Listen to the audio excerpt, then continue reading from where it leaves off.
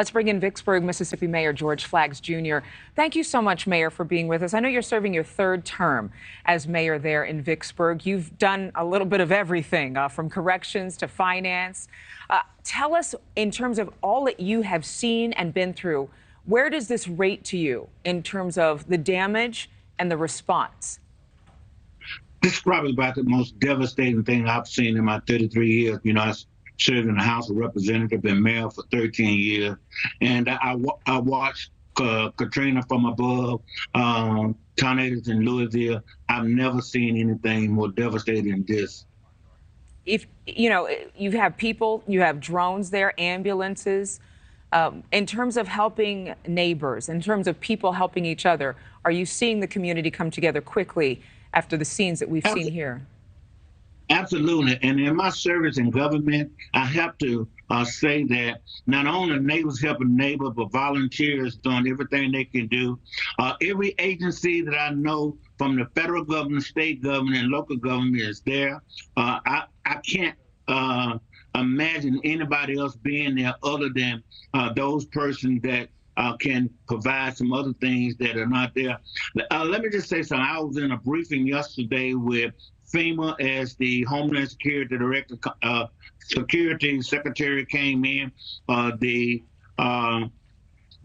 congressman was there, and the governor was there, and the senator was there, and I was a part of that briefing. And I've never seen any mobilization like this from the federal government down to the local government. When the president, and I applaud him for being so expeditiously signing that order. I just think that all the grounds are covered. What we have to do now is join in that resident, pray for those victims, pray for those families that have been displaced, and then let's start the rebuilding effort as soon as we can conclude the rescue and recovery effort. I'm told that they think they have accounted for all the people that are in that small town, and you're right, one of the most poorest towns in our country. It is, and less than 2,000 people reside in Rolling Fork. Vicksburg, I know, is about 21,000 people. For people to understand, these communities, these neighborhoods, the houses are just leveled. For the majority of those affected, do they have anywhere to go? Do they have any family nearby? Or predominantly, these are going to be folks who are homeless, essentially? Well, I think you're going to have temporary shelter, but the issue is long-term. The issue is where they'll be until they rebuild in this community. And I think that's what the Homeland Security and the FEMA secretary said on yesterday, is that that's what they're working on now. And I believe, I'm confident that the federal government, state government collaborating together is going to provide shelter. And that's what we need in times like these in this area, because I'm telling you, this town is flat.